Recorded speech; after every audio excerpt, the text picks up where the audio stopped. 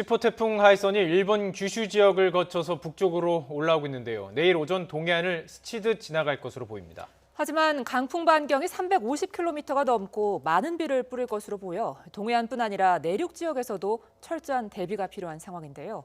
하이선의 진로와 피해 방지 대책 자세히 알아보겠습니다. 기상 전문가 최인진 박사, 안전 전문가 이송규 기술사 나오셨습니다. 안녕하십니까? 네, 안녕하십니까? 네, 안녕하세요. 안녕하세요. 지금 태풍의 경로, 속도 가장 중요한 정보겠죠. 이거부터 좀 살펴봐야 되겠습니다. 현재 위치 어떻습니까? 네, 제가 9시 기준으로 봤을 때 현재 10호 태풍 하이선은 일본 가고시마 서남서쪽 약 120km 부근에 위치를 하고 있습니다. 예. 시속 31km 정도로 비교적 빠른 속도로 북북 서진하는 중이고요. 중심 기압은 945헥토파스칼, 중심 최대 풍속 초속 45m에 시속 162km 정도로 여전히 강한 세력을 유지하면서 북상 중에 있습니다. 네.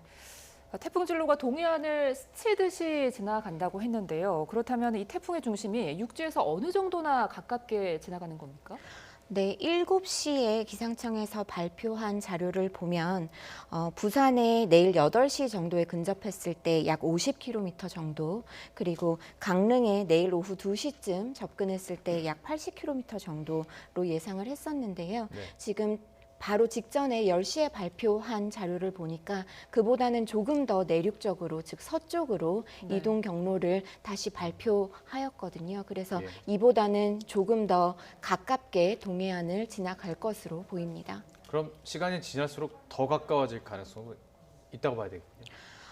지금 한반도 주변 기압계의 영향 때문에 그 태풍의 이동 경로가 유동적이긴 합니다만 현 시점에서는 동해안을 따라서 북진하는 것이 가장 높은 확률로 보여집니다. 그렇군요. 네. 자, 그렇다면 얼마나 피해를 입힐지, 얼마나 강도가 셀지 이게 걱정입니다. 네. 이 동해안을 따라서 올라온다고 생각을 했을 때 지난 태풍이랑 좀 비교해서 이야기해 주시면 또 이해가 쉬울 것 같은데요. 네, 그 그렇습니다. 태풍이랑 좀 비교를 해 주시죠. 네, 우리가 지금 태풍을 분류를 할 때 얼마나 강하냐 또는 얼마나 크기가 있냐 이렇게 분류를 하거든요. 네. 그러면 얼마나 강하냐를 표현할 때는 태풍의 풍속을 이야기하고 있습니다. 최대 풍속이라 하죠. 예. 이 최대 풍속이 55km 이상일 때는 초강력 태풍이라고 이야기합니다. 네. 그러나 55에서 44 이 사이일 때는 매우 강, 44에서 33일 때는 강 이런 식으로. 근데 지금 마이삭과 지금 하이선 이거는 매우 강이거든요. 네. 지금 40 왔다 갔다 하고 있습니다. 그 다음에 얼마 크기냐는 얘기죠. 태풍은 반경을 나타냅니다. 예. 지금 반해저 방향으로 돌고 있는 이 반경, 중심에서부터 반지름의 크기가 얼마냐는 얘기죠. 반지름이 800 이상이냐, 500이냐, 300이냐 이런 세 가지 기준을 놓고 있거든요. 네. 태풍이 반경이 반지름이 800 이상이면 초강력 태풍, 초대형 태풍, 500에서 800이면 네. 대형, 예. 500, 300이면 중형인데 예. 똑같이 하이선도 지금 마이삭도 중형입니다. 네네. 그러나 세부적으로 비교했을 때 고태풍 마이삭보다 하이선이 조금 더 크거든요. 예. 그러면 차이점은 뭐냐면 지금 마이삭은 지나간 대로 동해 지역을, 동부 지역을 지나갔습니다. 한반도를 좀 지나갔고요. 지금은 예보대로 한다면 한반도를 지나가지 않고 부산을 섞여 지나가고 있거든요. 예. 예. 그래서 부산을 섞여 지나가면 태풍의 그 핵이 그 부산 해안을 지나가기 때문에 예. 해일 발생이 좀 우려가 되는 네. 그런 상황이 되고요. 예. 또 지금 이 태풍이 태평양에서 구름을 안고 왔기 때문에 차가운 공기가 만나면 얼마나 차가운 공기가 만나면 비가 올 비가 많이 예. 오느냐 이거에 따라서 또 피해가 많이 발생할 수가 있습니다. 그러나 객관적으로 똑같은 똑같은 크기의 예. 똑같은 규모의 태풍이 왔다 하더라도 1차에 한번 구조물들이 피해를 받기 때문에 구조가 무너졌기 때문에 똑같은 힘의 태풍이 왔다 하더라도 피해는 굉장히 크다고 볼 수가 있겠습니다. 왜냐하면 무게 중심이나 이런 축들이 무너졌기 때문에 예. 그래서 똑같은 크기가 다시 온다 하더라도 내일은 피해가 굉장히 커지겠다라는 그런 예측을 해볼 수가 있겠습니다. 네. 그런데 이 미국과 일본 기상 당국이 예상하는 태풍 진로가 우리 기상청의 예상과는 조금 다릅니다. 근데 아까 박사님이 당초 예보보다는 조금 직전에 발표됐던 게 조금 더 내륙 쪽으로 했다고 하지 않았습니까? 그렇다면은 미국이나 일본 기상청에서 발표한 것과 조금 닮아간다고 볼 수 있을까요? 네, 말씀하신 대로 미국이나 일본 기상청에서 발표한 태풍 진로를 보면은 마이삭과 비슷하게 이제 남해안으로 상륙을 해서 한반도 내륙을 관통하는 진로를 보여주고 있거든요. 예. 그런데 우리 기상청은 어제부터 계속 동해안 쪽을 지나는 이동 경로를 보여주고 있습니다. 사실 당초 예상 초기 단계에 있을 때 그 우리나라 기상청도 내륙으로 남해안으로 상륙을 해서 내륙으로 관통하는 이동 경로를 보여주기는 했는데요.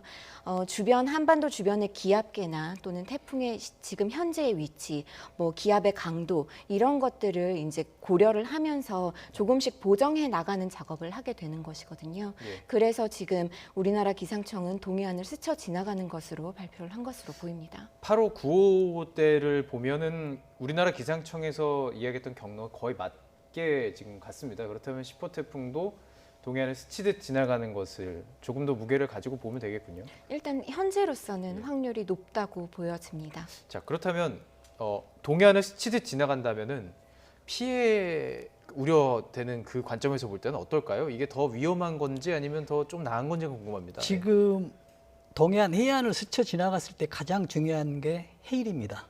해일. 네. 해일은 어떻게 해서 일어나냐면 태풍이 지나갔다고 해서 무조건 해일이 일어나는 게 아니고요. 예.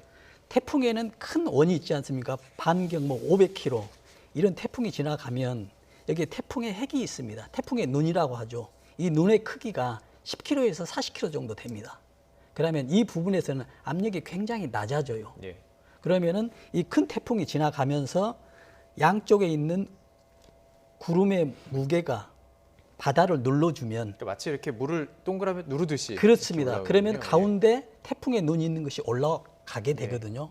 그러면 그 위치가 지금 해안선을 따라갔을 경우에는 또 내일 부산에 울산에 만조 시기하고 지금 10시 근절에 있기 때문에 네. 그 시간대가 맞아버리면 해일의 위험성이 굉장히 있다는 얘기죠. 네. 그래서 해안선을 타고 갔을 때 해일의 위험성이 있습니다. 예. 그러나 그 전에 육지로 갔을 때는 어떤 그 위험 반경에 그 지역이 있기 때문에 이제 태풍의 영향이 이제 컸었죠. 그러나 이번에는 해일의 위험성이 좀 크군요. 예. 있다라고 네. 그렇게 판단되죠. 네. 이 동해안과 영남 지역의 순간 최대 풍속이 초속 40m라고 지금 네. 예보가 돼 있는데요. 이게 지역별로는 얼마나 차이가 날 수 있을까요? 지금 반경에 따라서 있지만은 그 거리에 몇 킬로에 따라도 속도에 따라서 굉장히 차이가 많이 나고 있거든요. 네. 그러나 지금 우리가 일반적으로 뭐 초속 뭐 20m, 뭐 40m 굉장히 위험하고 종류별로 나와 있거든요. 그러나 우리가 이렇게 한번 생각해 볼 수가 있거든요. 지금 우리가 운전을 하고 있는데 내리막길이거든요. 그런데 우회전을 하고 있다고 생각해 보면 지금 회전을 하고 있기 때문에 원심력이 밖으로 작용을 하고 있기 때문에요. 그래서 네. 넘어질 확률이 굉장히 높죠. 네. 그래서 도로 같은 경우가 경사지게 돼 있어요. 그렇지 않습니까? 그러나 비가 와서 침수나 침하가 되면 이 경사면이 반듯해져 버리면 그 상황을 모르고 천천히 지나갈 때도 바람이 없는 경우에도 넘어지는데 예. 거기에 5km, 10km 이하의 바람만 있어도 넘어가는 경우가 생기거든요. 네. 그래서 우리가 일반적으로 20km는 어떤 뭐 사람이 걷기 힘들다, 40km는 건물이 무너진다라고 하지만 10km에서도 자동차가 넘어질 수 있는 조건이 충분히 되기 때문에 해안가에 대해서는 굉장히 위험하니 확인하고 또 확인이 필요하다고 생각됩니다. 그 보통 잘 모르시지만 사실 그 커브가 들어가는 길에는 경사가 있잖아요. 그게 이제 그렇습니다. 비가 오거나 바람이 불면 위험해질 수가 있군요. 그렇죠. 거기에 치마가 되면은 내려가거든요. 예. 거기서 이제 추가적으로 또 하나 우리가 자동차 같은 경우 있지 않습니까? 예. 승용차 같은 경우는 무게 중심이 밑에 있어요. 그러나 우리가 승합차, 봉고 같은 경우는 좀 크지 않습니까? 네. 길이가 높이로 무게 중심이 위에 있어요. 예. 그래서 조금만 바람이나 힘을 가하면은 전복될 수가 있거든요. 예, 예. 그러나 승용차 같은 것은 무게 중심이 밑에 있기 때문에 전복되지는 않지만 큰 차 같은 경우는 더 넘어갈 수 위험합니다. 있군요. 네. 예. 자, 좀 걱정인 게 그동안 지금 8호, 9호는 밤에 이제 뭐 상륙이나 근처 스쳐가는 시점이 약간 밤이었습니다. 근데 지금은 예상대로 간다면 한참 이제 사람들이 많이 활동하는 시간에 네. 지금 스쳐 지나갈 것으로 보입니다. 이러면 더 우려스러운 지금 이 박사님께서 설명해 주신 대로라면 더 위험할 수 있는 거 아닌가요? 네, 그렇죠. 이렇게 출근 시간대에 특히 네. 강한 강풍, 순간 최대 풍속이 확 이렇게 불어닥치게 되면 아무래도 시설물들이 날아다닐 가능성이 있어서 2차 피해를 입을 수가 있고요. 또 자동차 운전할 때에도 이제 맞바람이 치기 때문에 예. 굉장히 위험할 수가 있습니다. 이럴 경우에 최대한 저속으로 운전을 하시는 것이 좋겠고요. 그리고 시설물 날아다니는 시설물에 2차 피해를 당하시지 않도록 주의를 하시는 편이 좋겠습니다. 예. 네. 자, 예. 바람이 얼마나 좀 위험한지를 저희가 그래픽으로 준비를 했습니다. 그걸 네. 좀 설명을 해드리고 이야기를 하면 좋을 것 같은데요. 네. 많이 설명을 해드렸지만 이 안전에 대한 얘기는 아무리 강조해도 지나치지 않다라고 생각을 하기 때문에 말씀을 네. 드리는데요. 초속 한 20m만 넘어가도 걷기 어렵고요. 초속 30m는 가옥이 무너질 수도 있습니다. 초속 40m. 이 정도면 뭐 나무가 뽑히는 정도는 뭐 당연하고요. 50m, 집이 무너지기도 하고 이번 태풍 그 피해들을 봤을 때 실제로 그 나무 집 같은 것들이 부러지고 뭐 날아가는 그렇죠. 경우도 많이 봤습니다. 그렇습니다. 지금 이 기준은 정면으로 왔을 때 기준이거든요. 근데 바람은 정면으로만 오는 게 아니고 반사가 돼서 측면에서 올 수가 있고요. 네. 그래서 앞면과 측면에서 동시에 왔을 때 제가 무게 중심을 잃을 수 있고요. 건물도 마찬가지거든요. 그래서 굉장히 위험한 것이죠. 그러나 이 기준은 단순히 한 방향에서만 했기 때문인데 여기서 와리 현상, 해오리 현상도 발생되거든요. 그래서 굉장히 위험한 상황입니다. 바람이 불 때는 언제나. 네. 그 지난 9호 태풍 때 부산에서는 안타깝게도 유리창에 테이프를 네. 이렇게 붙이다가 네. 숨진 분도 계셨는데요. 그렇습니다. 이 유리창에 테이프를 붙이거나 신문지를 붙이는 걸 우리가 흔한 대비법으로 생각하는데 네. 이게 생각보다 그렇게 효과가 크지 않다고 네, 하더라고요. 우리가 좀 기본적으로 잘못 알고 있는 게요. 지금 테이프를 X 방향으로 붙이면 유리가 강할 거라고 생각하거든요. 네. 근데 강하는 게 아니고 붙이는 이유는 뭐냐면 지금 우리가 안전유리라고 있습니다. 자동차는 안전유리거든요. 그래서 유리창이 깨질 때는 순간적으로 파단이 쫙 깨지는 게 아니고 금이 가면서 튀어나오지 않거든요. 이게 그렇죠. 안전유리거든요. 네. 근데 테이프를 붙였을 경우에는 안전유리 역할을 할 수가 있습니다. 그렇기 때문에 안전유리를 붙이는 것이지 안전유리가 근본적인 대책이 되지 않는 거거든요. 중요한 건 뭐냐면 지금 바람이 불 때 빈틈에 바람이 들어오거나 아니면은 유리창이 흔들리거나 이건 대단히 위험한 것이죠. 또 창문에 바람이 들면 창문이 흔들거리지 않습니까? 흔들거리는 면에서 유리창이 깨질 수가 있는 것이거든요. 그래서 이런 것들은 비가 오지 않는 방법에 하는 방법이 좋고요. 또 추가적으로 여기서 한다면 테이프를 붙이지 않고요. 차라리 커튼을 치는 게 훨씬 더 유리합니다. 커튼을 치면은 밖으로 튀어나오지 않지 않겠습니까? 네. 그러나 커튼을 치게 되면 그래서 이런 위험한 상황에서는 우선 테이프를 치고요. 빈틈이 있는 것은 여러 가지 신문지나 막고, 이런 것에 막아서 움직이지 않게 하는 게 가장 우선적으로 중요한 대책이라고 생각됩니다. 바람에 대한 이야기를 좀 해봤고요. 또 걱정되는 것은 비입니다. 강수량이 또 많을 텐데요. 어느 정도로 예상이 되고 있습니까? 지금 태풍의 중심이 지나가는 영남 해안이나 동해안 같은 경우에 최고 400mm까지 비가 예보되어 있습니다. 네. 네, 그리고 전국에 걸쳐서 100에서 300mm 정도의 비가 예보되어 있기 때문에 침수 피해 대비하셔야겠습니다. 그 보통 이제 태풍 방송도 하고 특보도 하고 경보가 내려지면 그 길목에 있지 않으신 분들은 좀 영향을 안 받는다고 생각을 하십니다. 근데 태풍 반경 안에 있으면 언제든지 강풍이 불 수 있는 건가요? 네, 그렇습니다. 지금 기상청에서 항상 발표를 할 때 강풍 반경과 폭풍 반경을 같이 내주는데요. 강풍 반경의 경우 초속 15m가 넘으면 강풍 반경이라고 합니다. 지금 하이성 같은 경우에 우리나라 동해안을 따라서 이제 북상하게 될 때 강풍 반경을 380km 정도까지 보고 있는데 이 정도면 사실 한반도가 다 덮이는, 한반도에 다 영향을 줄 수 있는 강풍 반경이거든요. 그 강풍 반경 안에 어디서나 순간 최대 풍속으로 강한 바람이 불 수가 있습니다. 그래서 태풍의 이동 경로 중심에서 조금 멀리 떨어져 있다고 절대 방심하시면 안 되고요. 태풍이 물러갈 때까지 기상 정보에 귀를 기울여 주셔야 될 것 같습니다. 네. 왜 올여름에 부산에서 갑작스러운 폭우로 좀 많은 사고가 났었지 않습니까? 그때 만조시기랑 겹쳐서 그 사고가 커졌다고 알고 있는데요. 네. 이번 태풍에도 만조시기가 겹친다고 합니다. 이때 피해가 더 커질 수도 있는 걸까요? 네. 지난 마이삭 때도 대조기와 겹치면서 이것이 해수면 수위가 굉장히 높아질 수 있다라고 해서 폭풍해일 가능성이 매우 우려스럽게 점쳐졌었는데요. 다행히 그 접근 시기와 그 만조 시기가 살짝 비껴나면서 그렇게 큰 피해가 나진 않았습니다만 이번에도 폭풍해일 가능성 당연히 있습니다. 네. 지금 보시면 제주에 7일 새벽 1시경에 그리고 부산, 울산은 7일 오전 10시경에 예. 만조 시기가 이제 예보가 되어 있습니다. 예. 이럴 경우에 만조 시기에 태풍이 이제 근접을 하게 되면 그 중심부에서 해수면이 약 1m 이상 높게 형성될 가능성이 있다고 1m. 합니다. 네. 예. 그런데 이럴 경우에 이제 높은 강한 바람까지 이제 몰아붙이게 되면은 방파제를 넘어서 해안도로로 범람할 수밖에 없는 것이죠. 월파 가능성이 굉장히 크고요. 예. 네, 그래서 해안 저지대에 계신 분들이나 해안 도로에 계신 분들은 미리미리 대비를 하셔야 하겠습니다. 박사님, 보통 내가 저지대에 산다, 내가 이 해일로부터 위험한 지역에 산다, 이 본인이 아시나요? 위험한 지역에 예. 산다는 것은 항상 알 수가 있죠. 왜냐하면은 그 만조 때나 보면은 위험한 수위가 나타나지 않으니까 평상시에 가장 높은 수위가 나왔기 때문에 예. 위험하다고 보는데 지금 태풍 같은 경우는 만조보다 더 1, 2m 높아버리니까 예. 사는 사람들이 예측은 할 수가 있죠. 그러니까 평소 때 내가 저지대에 산다는 걸 아시는 그렇죠. 분보다 더 넓은 분야가 그 1, 2m 침투가 될 수 있는 그렇죠. 거군요. 예. 이게 이제 해일이 되는 것이죠. 그러면 그 부분에 사시는 분들은 지자체에서 어느 정도 경보라든지 경계를 그렇습니다. 하는 것들을 네. 알려주고 있는 시스템이 돼 있나요? 그렇습니다. 그래서 지금 우리가 2002년도, 2003년도에서는 뭐 태풍 세기나 규모가 컸어요. 컸지만 예.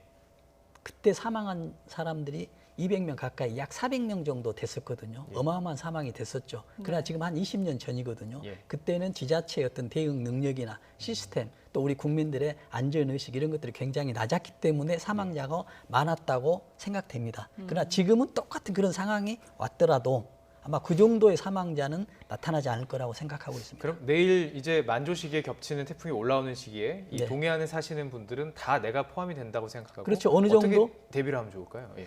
이제 일단 그 지역을 피하는 게 가장 우선책이죠. 예. 왜냐하면 평상시보다 더 높은 파도가 온다라고 생각하고 미리서 보통 그 부산 정도 되면 9시, 10시 되지 않습니까? 그때는 피하는 게 가장 우선책이죠. 나가지 말아야 되고. 그렇습니다. 네. 8호 태풍 바비부터 고 마이사 그리고 10호 하이선까지 열흘 동안 벌써 이 세 개의 태풍이 우리나라에 영향을 주고 있습니다. 굉장히 이례적인 일이죠. 네, 그렇습니다. 이렇게 태풍이 연달아 오는 것, 지금 8호, 9호, 10호가 왔는데요. 이렇게 연달아 오는 것은 역대 3번째라고 하고요. 그런데 이번에는 열흘 새에 3개의 태풍이 왔고, 그리고 매우 강한 강도로 우리나라에 접근을 했습니다. 이렇게 강도가 강한 상태로 우리나라에 온 사례는 지금 처음이라고 하거든요. 그래서 네. 말씀하신 대로 매우 이례적이라고 할 수 있겠습니다. 이례적인데 생겼잖아요. 네. 또 올 가능성은 어떻게 보십니까? 이번 가을 안에. 이번 이후에요. 네. 하이선 이후에. 일단 지금 보면 열대 쪽에서 계속 태풍의 씨앗이 될 만한 저압부들은 지속적으로 만들어내고 있습니다. 그런데 이것이 우리나라에 과연 영향을 줄 것이냐라에 가에 대한 여부는 예. 사실은 지금 말씀드리기는 조금 어려운 점이 있고요. 그리고 일단 한반도에 지금처럼 이번처럼 막 열흘 안에 또 태풍이 올라올 것이다라고는 보여지지 않습니다. 그 가능성은 조금 적어 보이는데 네. 작년 같은 경우에도 10월 초까지 태풍이 올라온 적이 있습니다. 그렇기 때문에 이 이후에도 태풍의 발생 그리고 한반도의 영향 가능성은 여전히 남아 있다고 보여집니다. 네. 이번에 이렇게 연이어 온 태풍도 그렇고 이게 어쩌면 지구 온난화로 인한 이상 기후 변화 때문에 생긴 거라고 볼 수 있잖아요. 그렇다면은 이 기후 변화 추세가 이렇게 간다면은 우리가 앞으로도 내년에도 내후년에도 이런 이례적인 상황들을 계속해서 맞닥뜨릴 수밖에 없는 걸까요? 매년 이러한 상황이 지속될 거라는 것은 조금 저희한테는 조금 힘든데요. 네. 그래도 일단 전망을 해보면 태풍의 발생 빈도 측면에 있어서는 오히려 감소할 수도 있다고 합니다. 왜냐하면 약한 태풍의 발생 빈도가 조금 줄어들기 때문에 전체 빈도에 있어서는 태풍의 발생 빈도는 감소할 수 있다고 하는데요. 그래요? 예. 일단 태풍이 한번 발생을 하게 되면 그 다음부터는 높은 해수면 온도로 인해서 매우 잘 발달할 수 있는 가능성이 있기 때문에 강한 태풍이 더 강해질 수 있다는 전망이 나오고 있습니다. 강한 태풍이 생길 수가 있군요. 그 태풍의 경로 모습을 저희가 그래픽으로 준비한 걸 한번 보면서 이야기를 하면 좋을 것 같은데요. 네. 지금 태풍이 올라오는 그 북상하는 과정을 보면 지금 이게 좀 이상하다고 느끼시는 분이 계실 수도 있습니다. 태풍의 진로를 그동안 보면 보통 이렇게 원을 그리면서 꺾이게 되어 있습니다. 근데 네. 지금 보면 거의 직선으로 네. 올라가고 있어요. 이게 이례적인 거죠. 그렇습니다. 예. 지금 태풍이 그 이동하는 과정을 보면 지금 태평양 적도 부근에서 지금 발생을 하거든요. 네. 그럼 그때는 굉장히 세력이 작아요.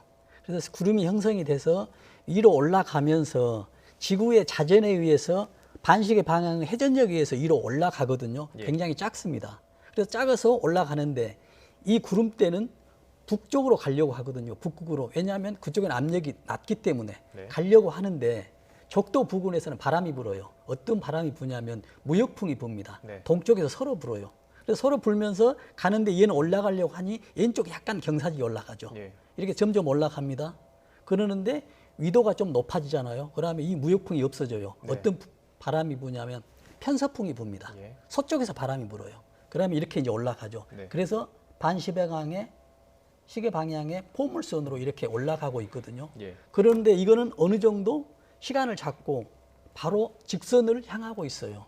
이렇단 얘기는 여러 가지 오른쪽에 북태평양의 고기압, 왼쪽에 뭐 차가운 공기 여러 가지가 형성이 되고 편서풍, 이 힘의 균형에 의해서 반드시 간다라고도 생각되지만 네. 제가 이 지도를 봤을 경우에는 이 태풍이 세력이 굉장히 세다는 얘기입니다. 예. 네. 앞으로 가려는 직진성이 차고 나갔다는 얘기죠. 예. 외부의 힘에 비해 영향을 받지 않고 북쪽으로 갔기 때문에 예. 어느 순간부터 130도 경도의 직진을 계속하고 있습니다. 예. 그 지점이 지금 부산의 바로 옆 해안가가 되는 것이거든요. 예. 네. 그래서 직진이었다라고 하면 이 태풍의 세력이 강했다라고 그렇게 판단할 수가 있겠죠.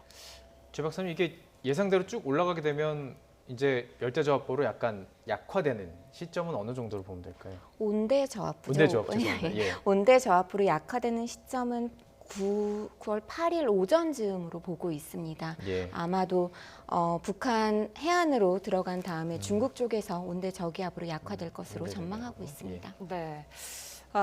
이번에 계속 연이어서 태풍이 오다 보니까 혹시 하이선이 지나고 나서 또 어떤 태풍이 오진 않을까 우려하시는 분들이 많습니다. 이 부분은 어떻게 전망하십니까? 네, 조금 전에도 말씀을 드렸는데요. 일단 현재는 열대 저하포로 열대 부근에서 계속 만들어지고는 있습니다. 그런데 우리나라의 영향 여부는 조금 지켜봐야 하고요.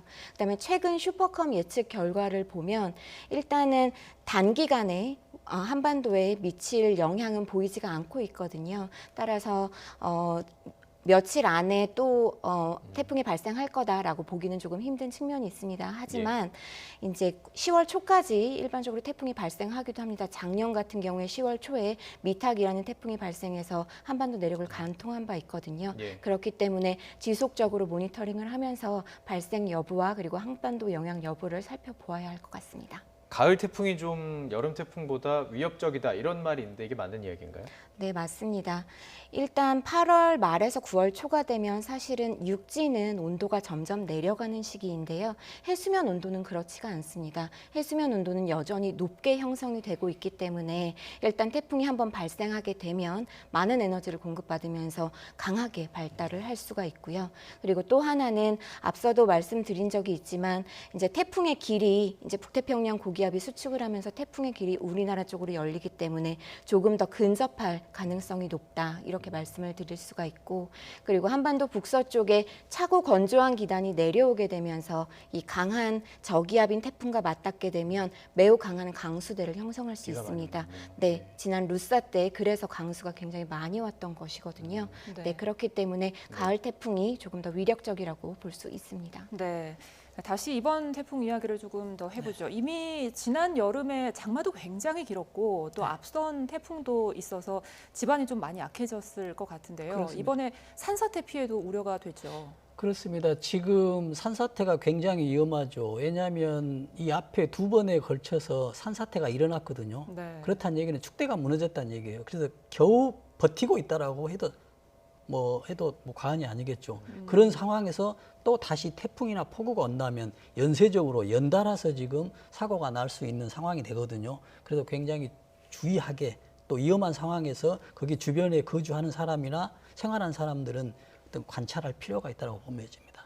그러니까 지금 상황을 정리를 해보면요. 동해안에 사시는 분들은 해일 피해를 주의를 해야 되는 네. 것이고 산 근처에 계신 분들은 비가 많이 내리고 이 지반이 약해진 상태에서 그렇습니다. 산사태를 주의해야 되는 것이고 그렇습니다. 아파트에 사신다고 해서 또 안심할 게 아닌 게 강풍을 주의해야 되는 거군요. 그렇습니다. 예. 그렇다면 지금 다시 한번 정리를 해드리는 게 중요할 것 같은데요. 네. 시간대별로 좀 정리를 해보면 좋을 것 같습니다. 지금 근접한 시기, 우리나라에 가장 근접한 시기가 몇 시부터인 거죠? 서귀포에 지금 내일 새벽 3시쯤 보고 있고요. 예. 그리고 8시경에 부산 최근접, 10시에 포항, 그리고 강릉에 오후 2시쯤으로 보고 있습니다. 예. 그리고 수도권은 한 오후 1시 정도면 근접한 옆으로 네네. 근접한 걸로 강릉 보시면, 옆쪽으로 아마 태풍이 지나갈 테니까요. 그 비슷한 시간으로 보시면 될 것 같습니다. 그렇다면 정리를 해보면 내일 오전부터 거의 오후까지는 산, 뭐 바다, 건물에 계신 분들 다 그렇습니다. 주의를 해야 되는 거거든요. 그렇습니다. 어떻게 좀 주의를 하면 좋을지 다시 한번 정리해 네, 주시죠. 내일 이제 새벽부터가 가장 피크 위험한 상황인데요. 네. 아까 말씀했다시피 해일이 발생한 지역에서는 평상시보다 1~2m 이상의 파도가 온다는 것을 감수하고 일단 대피를 해야 되겠고요. 네. 또 그 전에 사태가 났던 지역에 사는 사람들은 또 다시 똑같은 태풍이 와서 추가적인 연쇄적인 무너짐, 붕괴 현상이 나타날 수 있으니 또 자리를 피하는 것이고요. 어떤 또 안전한 곳에 대피를 하고 또 중요한 건 항상 기상 정보이지 않습니까? 방송이나 어떤 휴대폰 이런 것으로 정보를 입수하는 게 중요하고요. 또 아파트에 사는 이런 사람들은 아까 그 말씀하셨다시피 어떤 안전한 유리, 또 바람 이런 걸 확인하고 특히 또 지인들, 가족들 간에 노약자 이런 분들이 있었을 때 비상 상황에 대해서 항상 예측을 하고 준비하는 이런 자세들이 필요하다고 생각하죠. 네. 또 도심에서는 특히 뭐 교회 첨탑이라든지 현수막, 또 간판 같은 5개 이제 시설물들이 낙하하면서 2차 피해가 발생하기도 그렇습니다. 하는데요. 이거를 막기 위해서 어떤 대비가 필요할까요? 그렇습니다. 지금 이것도 마찬가지거든요. 지금 우리가 태풍 하면은 그 바람에 의해서 무너지는 것만 생각을 하거든요. 근데 무너짐으로 인해서 2차적으로 또 3차, 4차 발생할 수가 있거든요. 특히 중요한 건 전선 같은 거 있지 않습니까? 네. 전선이 흐르고 있는데 전선이 떨어졌을 경우에 그 전선을 만져서 합선돼서 사고가 나는 게 아니고 떨어지면 바닥에 물이 있지 않습니까? 네. 물이 있으면 이거 뭐 1m, 2m가 아니고 30m 이상에 있는 사람도 감염될 수가 있거든요. 또 집이 또 흔들리거나 무너지면서 무너지지 않더라도 흔들리면서 가스 이 밸브가 누출이 될 수가 있거든요. 이랬을 경우는 또 위험한 사고가 있기 때문에 이런 것을 항상 주의하고요. 아까 앵커께서 말씀하신 간판 같은 거 있지 않습니까? 네. 간판도 어떻게 확인하기가 굉장히 어렵잖아요. 네. 그래서 내가 저 간판을 확인하고 피해가고 안전하게 이런 자세들, 특히 또 밖에 나가지 않는 안전한 곳에 있는 게 가장 좋은 방책이 아닌가라는 생각을 해봅니다. 지난 9호 태풍 때 그 시청자 제보 영상들이 많이 왔습니다. 네. 그 말씀하셨던 것처럼 고압 전선이 끊어져서 네. 바깥에서 이제 이렇게 불꽃을 내피는 것도 네. 있었고 그런 거 실제 보게 되면 어떻게 처리해야 됩니까? 그냥 어디다 신고를 해야 되는지 그냥 119 가장 신고하고요. 일단 우선 주위에 있는 사람들이 대피를 해야 됩니다. 네. 특히 감전됐다 해서 그 사람을 구출하기 위해서 젖은 손이나 젖은 장갑이 있으면 본인도 감전되기 때문에 절대 이런 거는 위험하게 하는 상황을 하지 마시고요. 가장 119에 신고를 하고 어떤 상황을 대처하는 게 가장 현명한 방법이 아닌가 가스도 싶습니다. 마찬가지일까요? 가스도 마찬가지죠. 예. 우리가 그 이런 경우가 있거든요. 사람이 우리가 정신이 없다라는 말 하지 않습니까? 그래서 어떤 훈련이 되지 않고 뭐가 있지 않으면은 어떤 위급한 상황에서는 아무것도 생각이 나지 않지 않습니까? 그래서 우리가 정신이 없다라고 할 때는 자기가 가지고 있는 지능지수의 절반밖에 활용이 안 된다고 합니다. 그래서 이런 것들을 극복하기 위해서는 항상 교육을 받고요. 또 이런 방송이나 이런 데서 어떤 지식을 쌓는 게 굉장히 중요하고 예. 또 이런 것을 해결하는 방법 중에 어떤 훈련하는 방법 중에 직접 훈련하는 게 아니고 이미지 트레이닝. 우리가 이런 상황을 해볼 수가 있죠. 지금 이 상황에서 태풍에 유리창이 깨졌다. 그럼 어떻게 할 것인지.